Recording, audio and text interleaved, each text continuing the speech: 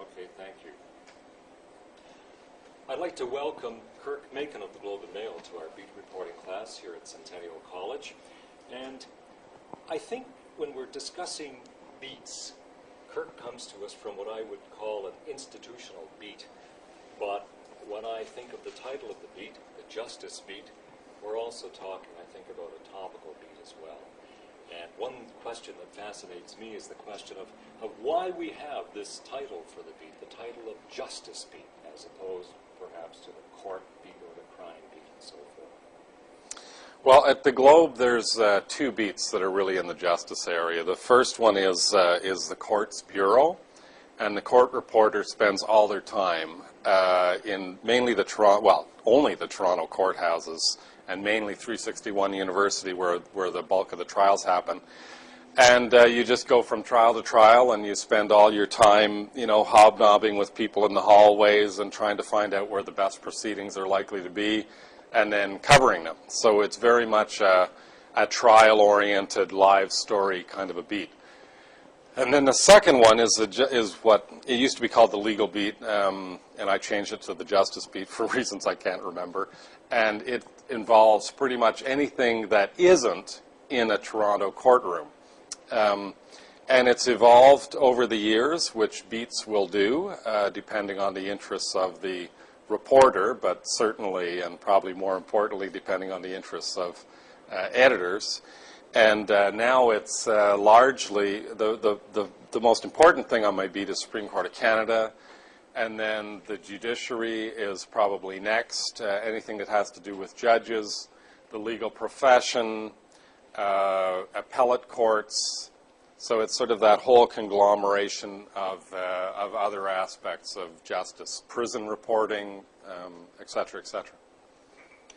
I'm going to quote from a reading here that I use in my law and ethics class, and it's by an author. His name is Edmund Lambeth, and he wrote a book called Committed Journalism.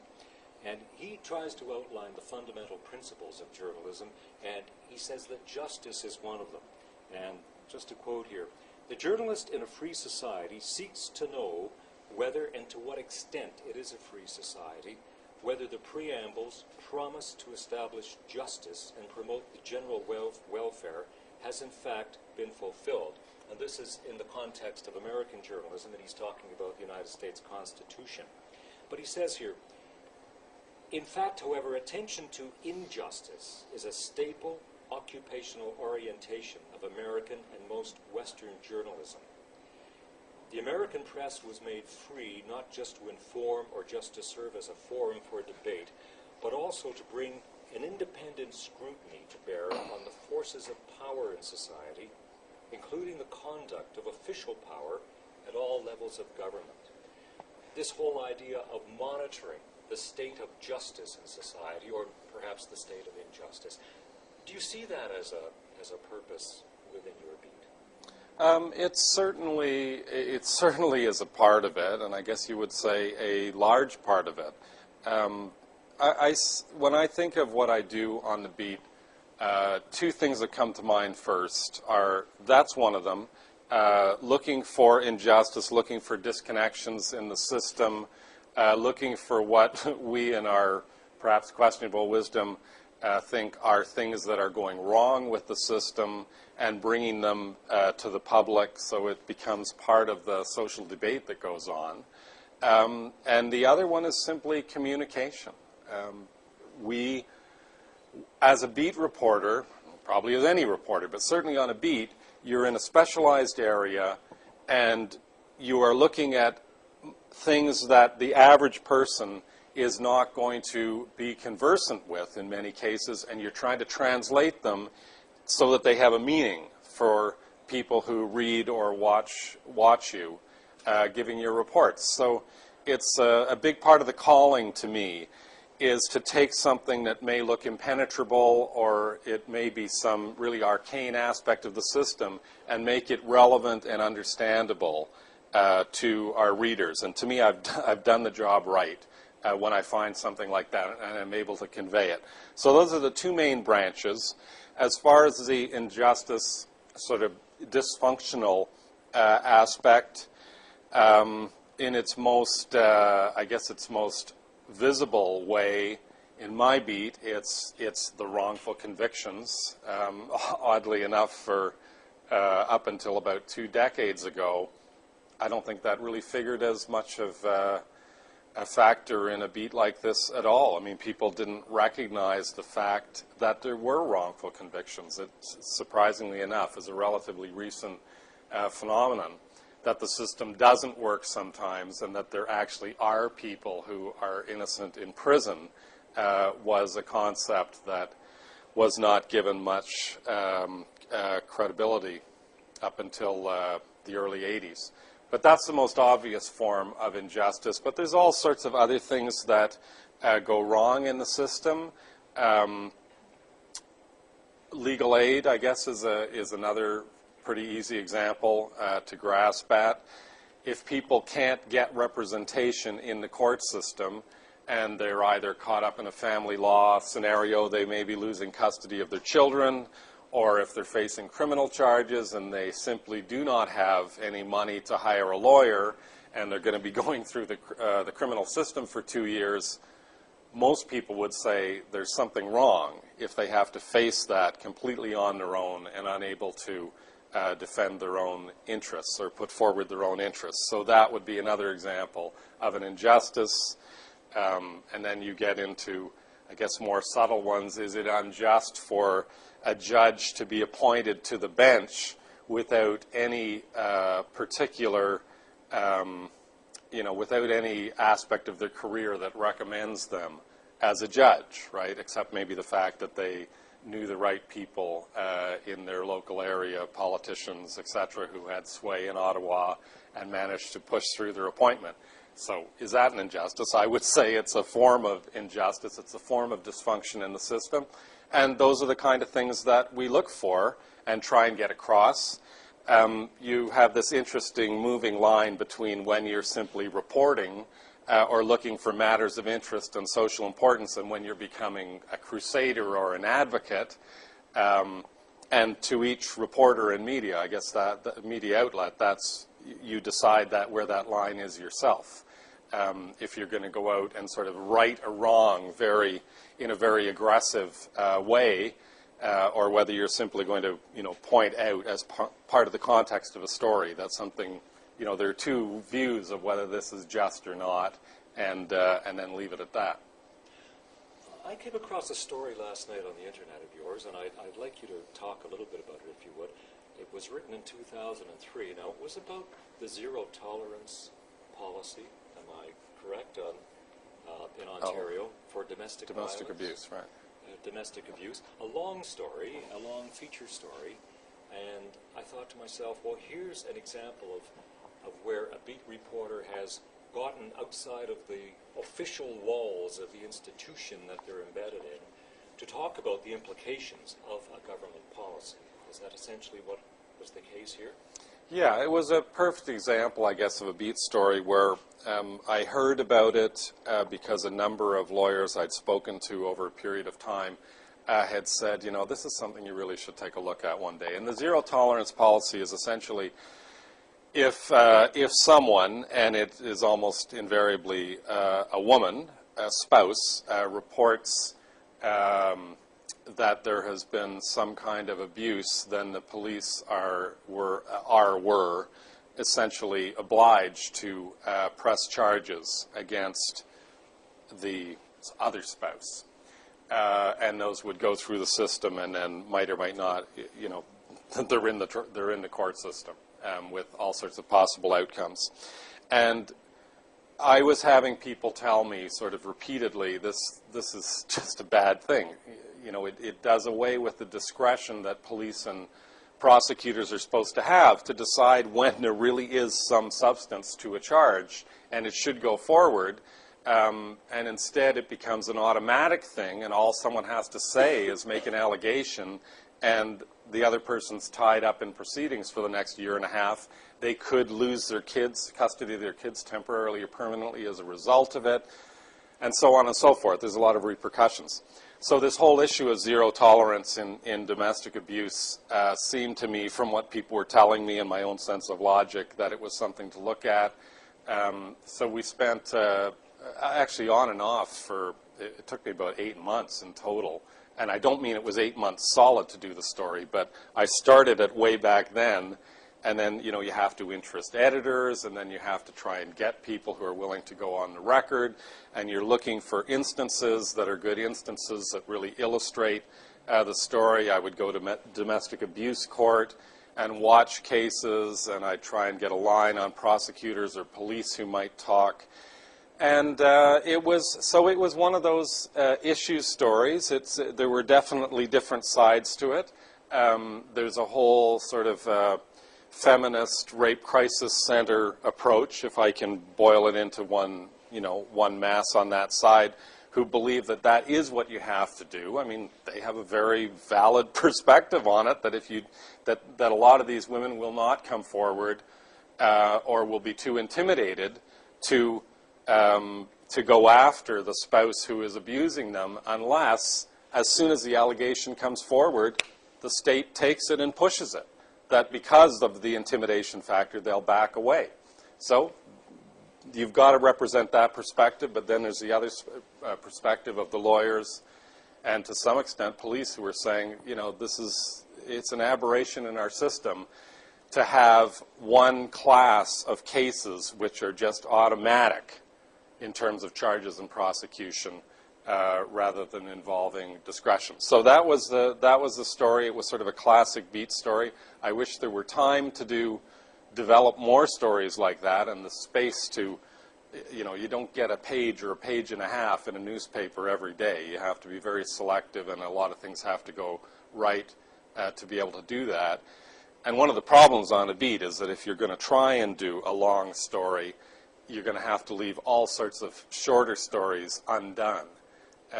And your presence on a beat is sort of required on an ongoing basis, or the phone calls stop coming in. I mean, in a way, it reminds me sometimes of what lawyers who do long trials say. You know, they get on a criminal trial that ends up taking half a year, and their whole client base drops away, right? Because they can't take on their cases. They can't go into court to do the set dates and the adjournments and so on. So before they know it, their practice is disappearing because they've taken on this huge, long case. In a funny way, when you cover a beat, the same thing can happen. If you take too long to go away and write a series, you have to say no to 30 stories that come to you through tips or whatever in the time being, and people start to forget you're there, and they go to other reporters at other papers on your beat.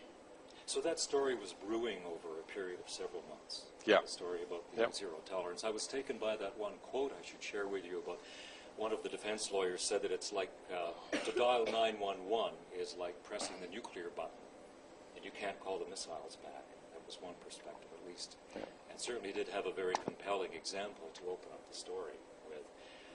But you mentioned it was the informal contact with lawyers that gave rise to that story. Mm-hmm. And it is that one very significant component of a beat, is having that informal contact. Or would it be somewhat easy, perhaps, for someone on a beat, such as the Justice Beat, to fall into the trap of losing contact, losing that kind of informal contact? It's a great question. I think that those kind of contacts are what beat reporting is. It's the very essence of it, is knowing the people who are in the know on your beat. It's the process of getting to establish relationships with people that, not just the ones who send out press releases all the time. I mean, they're the easy ones. It's getting to the ones who don't necessarily want to contact the media. There's lots of people out there who don't even want to be in the media. I would say the majority of lawyers probably are not that excited about it. Well, maybe the majority is going too far, but a lot of them don't want to be seen as creatures of the media. They don't want their colleagues to think that they've called the media about a case of theirs. They don't want the judges to think that they're trying to argue their case through the media. So there's a lot of reasons they actually shy away. So you have to know who those people are and set up relationships with them, and hopefully they will contact you or be available when the day comes that there's a story brewing and you need to know about it or you need their help in order to get at it. So that network is just a very large part of what a beat reporter is doing, is establishing that network. And that's the part of it that you have to love. I mean, that's one of the things that sets a beat reporter apart from all the other categories of reporting there are. You sort of, you have this compulsion to keep developing that network. I mean, the most important thing I own is my Rolodex, and I probably have 3,000 names in it now from over 25 years. Some of them I haven't talked to in 15 or 20 years, may never again. A lot of them I go to regularly, but when something comes up and I start thinking about, well, who may know about that? Who might comment about that? That's where I go. And likewise, I want people out there in the world I cover, which is the world of justice, to know where I am and to be thinking of me if there's some situation they think needs to come to the public. And it could just be something like this. And in fact, the lawyer who first mentioned that to me was the same lawyer. This person's now a judge. But a very media-savvy lawyer who is one of those who realizes that a lot of change comes about because of the way something gets into the media, and if it doesn't get in, it isn't going to come about. That same lawyer who was really pushing me first on this domestic abuse scenario was the one who asked me to come out and have lunch with him many years ago and said, there's a case that's working its way through the courts, the Guy Paul Morin case. He was convicted, he was acquitted and then overturned, and now you're not hearing anything about it at all, but it's going to come, it's coming back. And there's a lot of questions about this case now, and you really want to get up to speed on this now. And I ended up spending 2.5 years on that case and writing a book on it and covering the second trial when it eventually happened. Well, if that lawyer hadn't been the one person who'd come and really forcibly focused me in that direction, who knows? I mean, I may never have ended up covering that trial or writing a book or anything else. So the one person at the right time can make a huge difference to you as a beat reporter. You don't know who that person's going to be, so you just keep building that network and building it and building it. You talk to judges' conferences. You go out and talk to lawyers' conferences. You have lunch with people. You go out in the evening with them. You just make your contacts wherever you can, because you never know when one of them is going to come through with something that you would only get because you've done that ditch work and created that network. I want people to be mindful of the fact that you can ask questions at any time, okay? But in the meantime, you're doing so well. I'm doing so well. Okay, well, thank you. I'm thinking of the Saturday Toronto Sun. People may have seen the Saturday. Is it the Saturday Sun or the Sunday Sun? We were walking down the street on Saturday. My wife said, "Oh, look at that picture in the sun. Someone dressed somewhat flamboyantly." And it was a former Toronto lawyer, I should say, a man named Harry Capito, who is now a paralegal. But it reminds me, though, when you talk about sources, the importance of having that vast array of sources and building up the Rolodex and so forth. But what about the question of independence as well? I think even on CBC Radio this morning, we may be hearing about manipulation on the part of sources in connection with the Juliette O'Neill case. It was mentioned on Metro Morning this morning that she's on the Current, and Andy Berry said to the host of the Current, he said, well, wasn't she misled? Wasn't she fed misinformation about the Meher Arar case as a confidential source? So that brings up the whole question of confidential sources and maintaining a critical stance or maybe an independent stance. Is that a special problem for someone in your setting? Wow, I was hoping you were going to ask about that story in the Saturday Sun, because there's actually talk about that story. It is a funny little beat microcosm, actually. Okay. Do you want to hear about that first? Yes, we do. We need to hear about it, yes. This paralegal, Harry Capito, who used to be a lawyer, was probably the most colorful, eccentric lawyer in the city, if not the country. Takes on a lot of lost cause type cases, but a lot of them have very interesting fact scenarios to them. He ended up getting disbarred about 10 years ago for fiddling with his legal aid accounts. But he continued, but now as an agent who goes in and represents people in the courts. I did a story involving him about a month ago, which was the first time in a long time that I'd talked to him. In fact, probably since he got me embroiled in a case where I ended up being a witness at a trial where he was actually charged with being too critical of a judge. Anyway, I talked to him a month ago on this other story, and I guess that's why he thought of me on Thursday afternoon when I get this call. Obviously, someone on the highway, you can hear all the traffic. It was Harry Capito on his cell phone, and he's just like exploding with how, I just got thrown out of court by this judge because of the way I was dressed. And he tells me all about, I feel like I was dressed perfectly fine. I dress like that all the time. But the judge threw me out. He tells me about the whole argument. He goes, you want to do a story on this? And I thought, this could certainly be a story. He's not a lawyer anymore, so it's not exactly a huge story. People are supposed to dress a certain way, up to a point in court. But it had some ingredients. I did have 2 stories already, and that I was working on, and it was almost deadline. So I said, is this going to hold? I mean, are you going to phone anyone else, or could we talk tomorrow about it? And he says, no problem. I'm not going to phone anyone else. Don't worry. We can talk in the morning. If you think you're going to be interested, that's fine.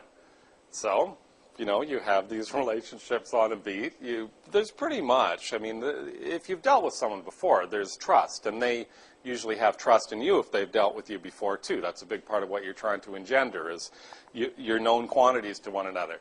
So I let it go over, and I come in the next morning, and my editor hands me a press release from Harry Capito, just like frothing at the mouth about being thrown out of this courtroom. And I go, oh my God, here's the story that, it's not a huge story, but we would have had it to ourselves. And he sent a press release out, he's going to charge this JP, take him to the Judicial Council for throwing him out and all the rest of it. So I thought, well, that's off limits, right? To tell someone you're going to hold it and not tell anyone else in the media and then immediately send out a press release. So we just decided to basically blow off the story, and we thought, well, we'll wait until the transcript comes in anyway, and then it won't be completely reliant on Harry Capito's sometimes questionable account of events. So I wake up on Saturday morning and big picture of Harry Capito in his clashing suit that got him thrown out of court, and the headline on the Sun front page was Fashion Crimes. So I had several reactions. One was, 25 years, you can still learn little lessons every day on how a beat works and doesn't work. And I certainly wondered how we would have played the story, too. I don't think it would have been the front page of the Globe. Anyway, that's like a little slice of life on a beat. Now, as far as your larger question about being in the unduly influenced by sources? Yeah, all the different interests, whether it's lawyers, defense lawyers, or crowns, and the Right. police wanting to get their point of view across and maybe wanting to manipulate as well reporters. How do you maintain that independence and perhaps critical stance when you're in that swirling sort of array of sources? Well, you always have to be on your guard. You have to be evaluating in most stories, if not all stories, how you're weighting the different elements of it, whether you're pushing too hard for one side. I mean, where that most often happens is if somebody came to you with a story idea, well, they may just be doing it because they like you and they want to see you have a good story, but the odds are more likely that it's an issue they care about or are involved in some way, and they would like to see it fashioned from that perspective. That's the way they want it to get into the media. So, on the one hand, if you deviate greatly from the way the person who has approached you would like to fashion the story, they probably won't be coming to you again. But on the other hand, you have your personal integrity, you have your professional integrity on behalf of the paper or TV station or whatever you work for. And there's also, maybe most important, how you are going to be seen by others in this whole beat area that you cover. And it matters a great deal to me what the regard I am held in by the entire justice world. I mean, anyone who is plugged in the justice system and does more than simply go into court and, argue their cases and then go home. Anyone who's plugged in at all has an idea who is covering a beat at the main media outlets in their community, if not in their country. So, a lot of lawyers and judges know that I cover the justice beat at the Globe. And if I'm consistently, let alone sporadically, promoting some perspective which is at odds with what most people in the justice world really think is the reality of a situation, I'm not going to have a heck of a lot of credibility. It's certainly going to erode it. And if there's repeated instances, I will find it harder and harder to get people who want to talk to me for stories because they're going to think, this guy doesn't really get it. And that's something that you have to avoid. And on the other, the other side of the dial is that you have to enhance the idea that you are the person, if possible, that you are the person who does get it, who does understand how the whole system and field that you're covering works. And so whoever you phone will want to take the time to talk to you and will have some sense of confidence that what they're saying is going to be reflected accurately in the story. So you don't want to be seen as beholden to one side or the other. You don't want to be, in the justice world, seen as, the reporter who is always towing the defense lawyer, the criminal lawyer's line. You don't want to be seen as the one who's always promoting the police attorney general's line. You've got to be seen as understanding the essence of a story and taking it where it goes. If that means that it's a hard-hitting story that comes from sort of an anti-authoritarian stance, call it the defense lawyer perspective in many cases, then so be it. So long as it's borne out and so long as you've given the other sides on it a reasonable say. Right? If it's a story that makes the Attorney General's ministry look bad over some policy that's misdirected and being badly followed, then do the story and make it a hard-hitting story and have tough quotes in there from critics saying that, but you've also got to have them giving their defense. Most people do have some kind of a cogent defense of their conduct, so if you short-circuit it because you think it harms your story, it's going to hurt you in the long run. Is that getting at all? It is very much so, and I was going to ask you about confidential sources as well. I want to save a few minutes, though, for ethics as they relate to beat coverage. Maybe it's all tied in together. With confidential sources, is there a strict policy at the Globe and Mail with regard to the use of confidential sources, and what is your own policy on that? Well, the Globe policy is actually being reevaluated right now, specifically in terms of how we, what we say to identify unnamed sources in stories.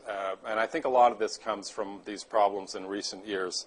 New York Times seem to have been victimized in particular, where reporters were either taking liberties or in some cases just plain fabricating material and hiding it behind the fact that there were unnamed sources or that they knew it but they couldn't say where.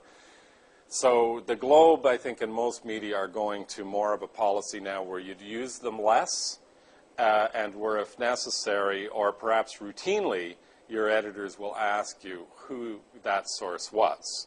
They'll keep it to themselves, of course, but somebody will know. So at least we'll get away from the fabrication issues. Sorry, can you focus me again on where you want to go with this one? With regard to confidential sources, especially in the legal context, even referring to one of the texts we're using in our law and ethics course this year, the very strong advice is don't get yourself into that gut-wrenching ethical situation when you're on a witness stand and you're being asked to identify a confidential source, but you haven't really negotiated or worked out the relationship with that source right from the get-go. I mean, and I would think in a justice beat, doing that would be very important, your relationship with those confidential sources. Have you been through that ethical dilemma yourself? Oh, it happens all the time, often very subtly, and the consequences may not be that potentially great, but it certainly happens all the time, especially when you talk to people who are not used to dealing with the press, on the one hand, because they don't know what the rules are, and on the other hand, when you talk to people who you regularly deal with, they may have a false sense of confidence that you're just chatting. And so, you know, until they sort of officially realize you're doing an interview, they can also be just as misled as the utterly naive person as to whether or not you're going to use what they're saying. So what I will do is well, I mean, it depends partly on the story. There is a time where you aren't giving anybody a warning at all. They talk to you, it's on the record. They're talking to a reporter. I mean, that's the hard line, you know, reality of a media interview is if the person identifies themselves as a reporter, they may be taking down what you're saying, and you must be prepared for it to be used. But I have lots of people who I talk to regularly. Sometimes it's just, you know, chatting about what's going on in my field. Sometimes it's, you know, they're suggesting, have you ever thought about looking at this or that or the other? Have you heard about this story, or did you know about this judgment in BC today? And in those cases, most of the time, if I want to move into interview format, I'm going to tell them. And you don't want to be misleading people, particularly when you cover an area regularly. You don't want people going around telling other people in your field, you know, watch that guy. Like, he'll just suddenly find something you thought you were chatting about in the paper tomorrow, and your reputation, you know, this spreads and smears your reputation. As far as the source thing, unnamed sources, there are certainly times I use them. One of the most common ones is judges. Judges are not, as a rule, supposed to speak to reporters at all. They do have a sense of independence.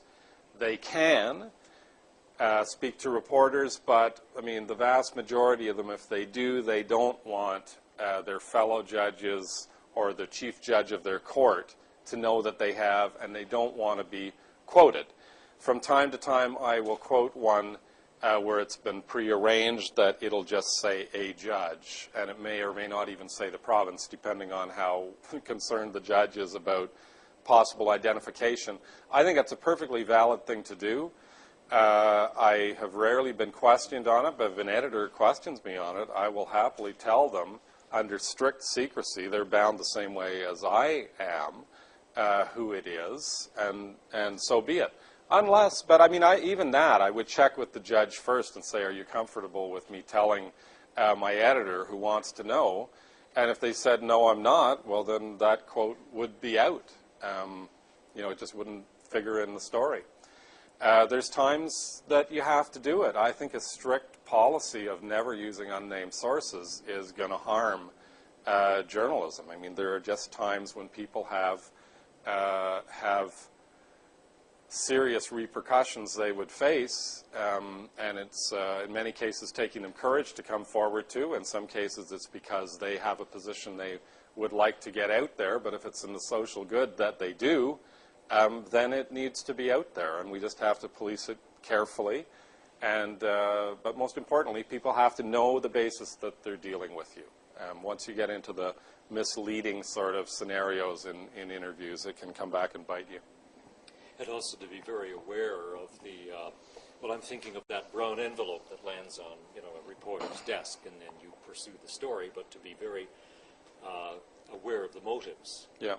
It's interesting because two of the biggest press cases in recent years have both involved a leak, sort of brown paper envelope scenario. The other one is the Andrew McIntosh National Post case, which produced a similarly earth-shattering judgment in favor of free press and press rights a few years ago.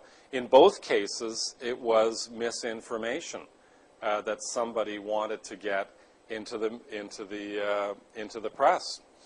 So it does add a mighty interesting twist to the whole thing. But you know, there are times where you can't verify something that comes in, so you face that question of do do you run it at all, or do you take that risk? Do you put it out there, and if it's going to be refuted, well, then it'll be refuted, and it'll all come out in the wash. The ethical questions, then, because that, I think, is where we're going at the moment. I think you wrote a story, did you, an opinion article for the Ryerson Review of Journalism about the question of identifying people who are accused of crimes. And maybe you could just share that example with the class of the fellow, I believe, a person committed suicide. Yeah, that was the example. Boy, you did your research. That was about 15 years ago. It's not that long ago. Yeah, they wanted a piece on identifying people who are, well, A, charged criminally, and secondly, as the process goes along toward trial, you know, what's the point where you start identifying them by name? My basic position, which it's a tough one because you really go back and forth. But at the time, there had just recently been some arrests. I think they had done a sweep of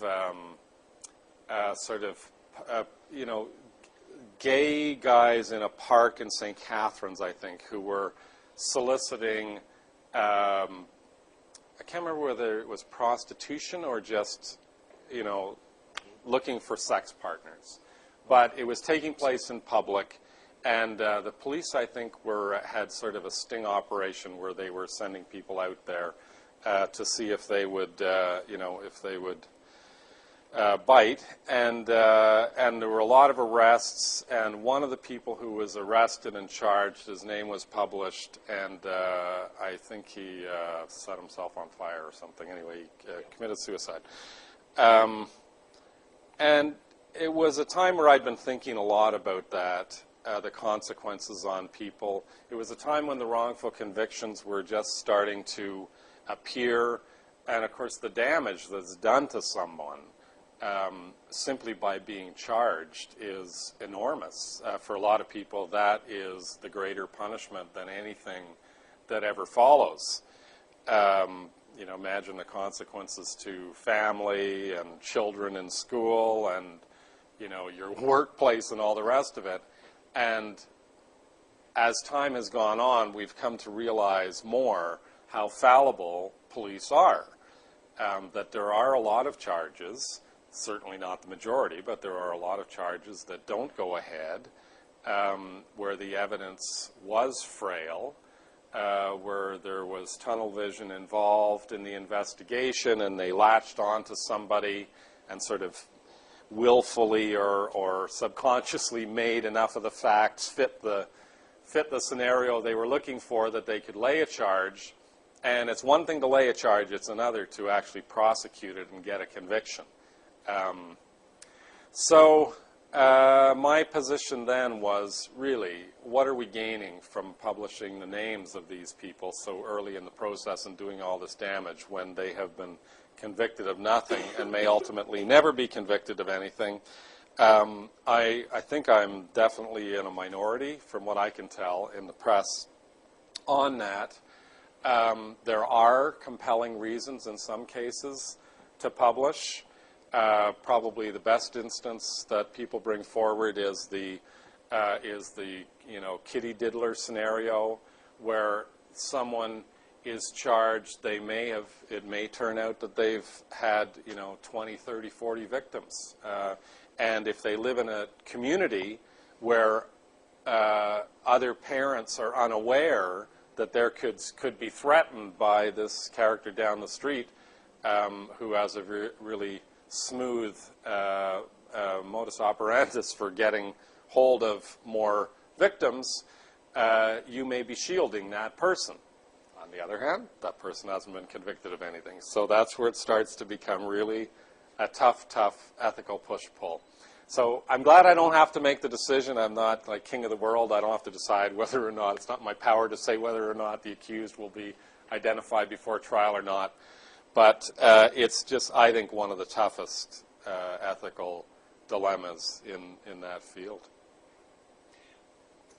I want to go back for a minute to a point that you raised very early on about specialized knowledge. I mean, when you're in a beat reporter situation, you want to be able to translate specialized knowledge and language to the general public, and I can see that as quite a challenge in the justice beat. For example, I was reading a court judgment in connection with the publication ban issue for the terrorist suspects in Toronto this summer. And the media fought the publication ban at a bail hearing, but the media lawyers lost, and the publication ban was retained for the bail hearing. But the judgment was an 80-page judgment. I can't find a story, maybe I haven't looked enough, but I can't find a story that really explains the rationale for maintaining that publication ban. And that raises that whole question of to what extent, do you go and try to explain the workings of the judiciary in the stories? And is it a particularly, difficult problem when you're in the field of justice? It is until you have a real understanding of what it is you're covering, which it's like learning other languages. It really is. And to me, it's one of the most satisfying elements of the job. I really enjoy it. And I enjoy what the fruit that comes of that, which is that people on your beat start to come to you because they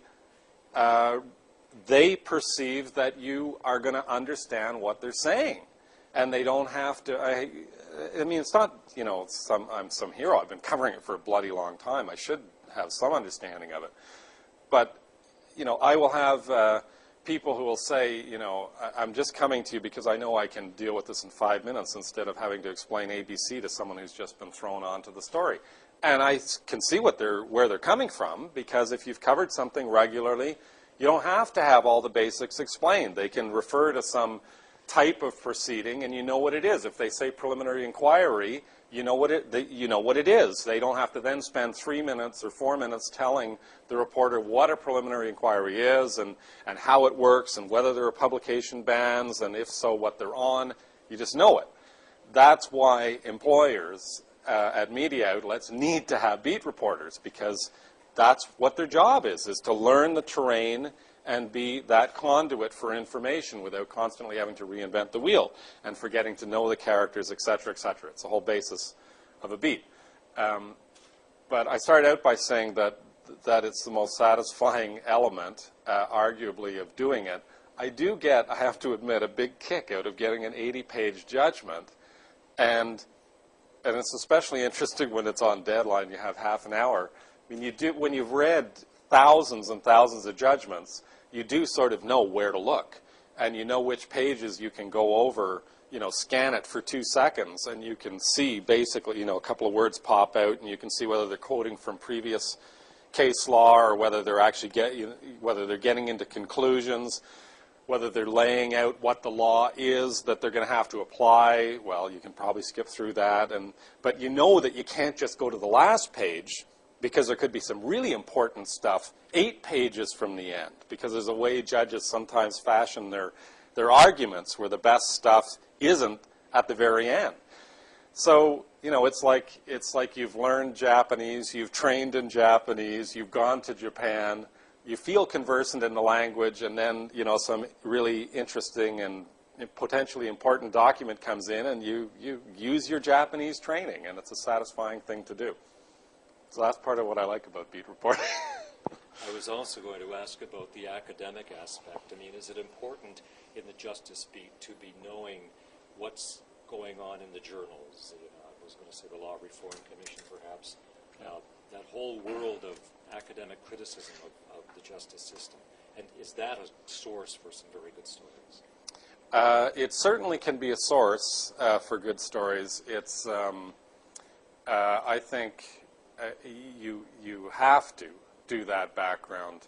I sometimes, in idle moments, try to figure out what proportion of what I do is actually interviewing or writing, and what proportion is all the other stuff that goes on, whether it's glad handing, at a legal conference, or, reading reports at night, criminology journals, all that stuff. I suspect it's probably about 30% is actually the interviewing or writing stories, and 70% is all the other stuff. Because there is a lot of that stuff. And it, too, is satisfying because it's all going, when you cover one area, it's like you're turning your brain into this computer bank that has, one exclusive reason to exist professionally. And everything you can get into it is to the good. So the more people you know who deal with, this area of family law, great. The more you've read about, rulings in this area of family law, great. You're just constantly putting material into that bank, and a lot of it is from you need to read the professional stuff. You need to read, in my case, what lawyers and judges are saying to each other. You want to go on the websites where there's like legal chat going on. If you get the U of T law school newspaper, I'll take that home and devour that, and you clip stuff, and you have like mountains of files, and it's just this constant process of building up more and more information so that either you see story ideas from it, or when something comes up, boom, you're into the file, you know who the sources are, you know who the best, most conversant people are on that issue. Hopefully some of them will know who you are, so you'll get that call back really quickly. And, it's like tilling a field. There's a lot of farming metaphors you could apply to beat reporting. The rotation of crops, and, you're always fertilizing and planting and just trying to keep the whole thing, the whole operation going and growing. I have one final question in the few minutes we have left, but let me invite people from the floor if anyone has any questions. Students, Lindy, anyone? Yes? Let me just give you the microphone. Okay, you mentioned earlier that sometimes with sources that you've had for a long time, they have a false sense of confidence when they're talking to you. I was just wondering if you could, or if you've had any experiences where someone had a false sense of confidence in you and you reported on it and you lost that source. That's a good one. I can't bring a specific one to mind right now. I have, on rare occasions, had someone who the day after, something they thought I wasn't going to report, I had reported. And as far as I can remember, without having specifics, it was always a case where we had somehow become confused over what was or wasn't meant to be on the record. It wasn't a purposeful, I'm going to get you, because there was a time when I used to go out and get people, but that was early on, in my career. I'm pretty careful about it now. I could burn people, if I wanted to just go down in flames, which I would, for probably 2 or 3 months, I could produce some pretty amazing stories with people saying things that they didn't know was going to end up in the paper. You have relationships with people over the years where they will just start talking. You phone them up and they'll start talking. And they may or may not, if they're really careful, say, after 2 or 3 minutes, this isn't going to end up in the paper, right? And I'll go, no. It's, I'm assuming that when we're talking for the record, we'll agree we're talking for the record. And so they'll carry on.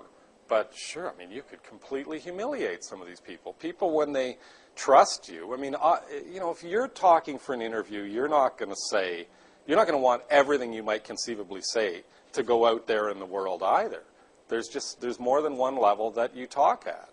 And some of the information you get from somebody talking informally so that you can understand, but it's for your information, is vitally important. You really get a good sense of what that issue is about or what's happened in this event. And then the positive of that is you can then go and continue to develop the story with that baseline understanding. But if people can't talk to you that way, you're going to miss all of that deep understanding. So to go back to the way you asked the question, I have had it happen, not often, and it's a mistake. I'm not saying that everybody I talk to, it's some, let's put it this way. I'm not saying I'll never take a tough approach, because there's lots of stories where I do. But that person pretty much knows when I phone them and ask the first question or what the topic is, that they're on the griddle, right? It's something where they already have been accused, or it's not a pleasant topic that I'm asking them about. So there's no mistake made. I mean, they know what's happening here. A reporter who they may or may not know is phoning them on a tough one. And it's going to be on the record. And the story is going to be an embarrassing story and a tough story. There's just all different gradations of these relationships. And the main thing is, I think for your personal and professional integrity, people have to know where they stand. If they're going to get hung out to dry the next day, then they're going to get hung out to dry. But, you know, they ought to know that's what's going on. And by the same token, if you've dealt with them in the past on a informal basis where they are giving you information that they don't want to have out there, but they're trying to help you understand the situation, you don't trade on that by next time you call them, setting up that relationship again, but fully intending to burn them and take everything down, even though they know it isn't being taken down. Ethics is one reason, and the second reason is you are going to pollute your beat area so fast, right? Because to me, it isn't even just the person that I've burned that I'm worried about. It's the 100 people that they're going to talk to, and it's the 300 others that those 100 are going to talk to. And before you know it, I'm going to have a reputation for don't trust that guy. And then you're going to be done. Right? I wanted to save this toward the end and just ask you to tell us, you've just spent, is it a year at U of T? Yeah. Is it can you tell us On a that's fellowship. The, Used to be called the Southern Fellowship. Right, okay. It's the Canadian Journalism Fellowship now. It's when you get to be middle-aged in journalism, it's the best thing you can ever go for. You spend a year at U of T. You can audit any classes that you want in any department. It's administered through Massey College, which is this wonderful enclave in the middle of U of T. You go traveling around the world. You get paid your salary, or most of it, a lot of it. And it's just this enormous, broadening your horizons type experience. I spent most of my time, almost all my courses were in the law school, because I just wanted to, see the way law students are trained and hear profs and the speakers who come in talking completely off the record. It's a classroom situation. I'm not doing stories, so they're really giving the real goods and just the whole basis of a lawyer's training that I never had, because as with just about any reporter who comes on a beat, I knew nothing about it when I came on it, and it's on-the-job training. You fill in patches here and there, but you never really get a full base to your learning, and that was a chance to do it. So it was a great thing. It's an important respite from the daily grind of the beat. Fair enough. Okay. Yes. So how do you get onto a beat? I think most people get on them by chance. You don't really, I don't think, contact the CBC or the Globe or the Star or whatever and say, I'm really interested in such and such a topic, and if you hire me, I'd love to cover this topic. That's not the way media managers see it. Like, they see, they're hiring, for the most part, unless they hire someone who's 45 years old and very established in one area, they're hiring you as a reporter. And then whether you end up channeling into that area will be up to your interests and abilities and their needs. So I think what happens with most people is they start out sort of in the general news pool. They're going out on whatever assignments come up and all the rest of it. And then by happenstance, they may cover a few stories in some area, and they're interested in it, kind of grabs them a bit. And their editors or, bosses, whatever media outlet it may be, see some potential there. Maybe that area is vacant. So they try them out on it, and before you know it, you're on a beat. That's exactly the way I got onto it. I'd been in a courtroom once in my life before I started covering the courts. I'd been at Queen's Park, didn't like it, wasn't particularly good there. I ended up back down in the office doing mostly night shifts, and it was either get out of journalism or, break into something. And the court bureau just happened to be open at the Globe, and I never thought about it before, but I just wanted to get the hell out of the office and stop working at night. So I asked if I could go in, and I'm telling you, the first day I covered a court case, I just thought, this is amazing. This is such real life going on in here. It's so dramatic. And all the rituals of the law, and I mean, incredibly profound, intellectually satisfying rituals. What the way justice is dispensed is a wonderful and fascinating thing, whether it's working or not working. So it just turned out that here was a fit. And I'm as interested in it after 25 years as I was that day, and I literally mean that. So that's when you've got a fit on a beat. You like it, and so long as you don't get so inside that you're writing only for yourself and those in the know, you may be able to keep it. But the biggest enemy when you cover a beat is that you just get further and further into the minutia, and you start using buzz phrases, and you start writing stories that lawyers will be interested in, but no one else, and your employers think, well, time to rotate that character out of that area and into another one because you're too inside. So you always have to discipline yourself to be writing for the reader, not for yourself and not for the profession or field you're covering. I've sort of moved a little away from where you started out the question, but I hope that helps. Very important point. If there's no other questions, I wanted to say, like, you've got 1 foot in the beat, 1 foot in the newsroom itself. Now, can that be a trap that someone can fall in? And what kind of a relationship does one have to maintain with the larger media organization, the newsroom in this case, as well? Yeah. Well, I guess two things. One I've alluded to is the getting too far inside your beat. And the other one is, which in a way is related, is you have to change, it's like the tides go in and out in the newsroom. And you have to be prepared to modify what you do as part of that process. There will be times when society really is more interested in one issue, and then that interest will recede. And newspapers or the media will reflect that. The environment is sometimes a huge issue. On public, polls and surveys, people will say it's the #1 issue they care about. Politicians will be, raising it on the campaign trail. And then you'll go through a period for 3 or 4 years where, some papers don't have any environment reporter. There isn't a lot of talk. None of the parties in Ottawa are making much mileage out of it. It just kind of, it's a funny thing, but they just kind of go up and down that way. And it's the same thing in justice. I mean, there'll be, I might feel incredibly strongly about how interesting prison stories are and how fascinating the correctional system is, and what we do with our offenders is going to determine, whether they come out and reoffend. I mean, all these issues that are involved in the correctional system. But if my employers are not that interested in the correctional system, then move with the tide. Because if you can't get it, the name of the game is getting your stories on the air or in the paper.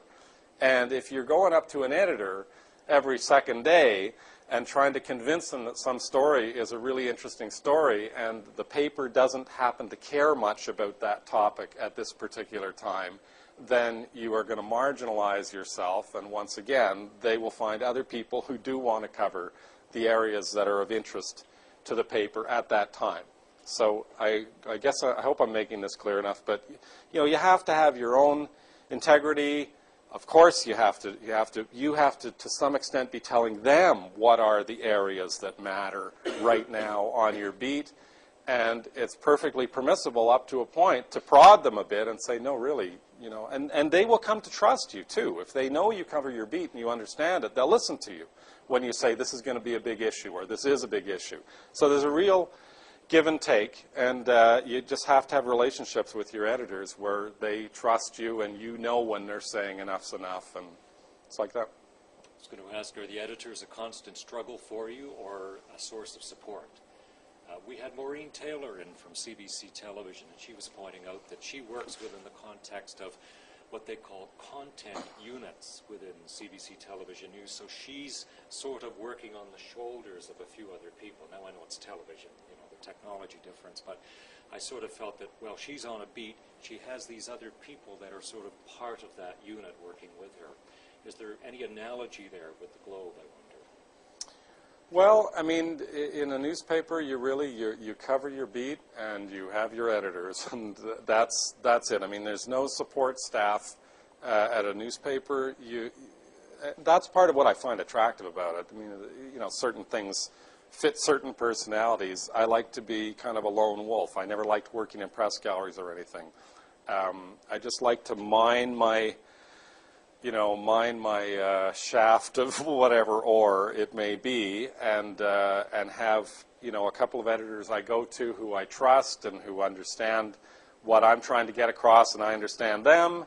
And if you have a good relationship with an editor, it's great. If you have a iffy relationship with an editor, you can survive it. I mean, it's basic, you know, survival skills with human beings is you don't always get along with everybody and see things eye to eye, but you can still be productive and rise above it, and that's simply what you have to do.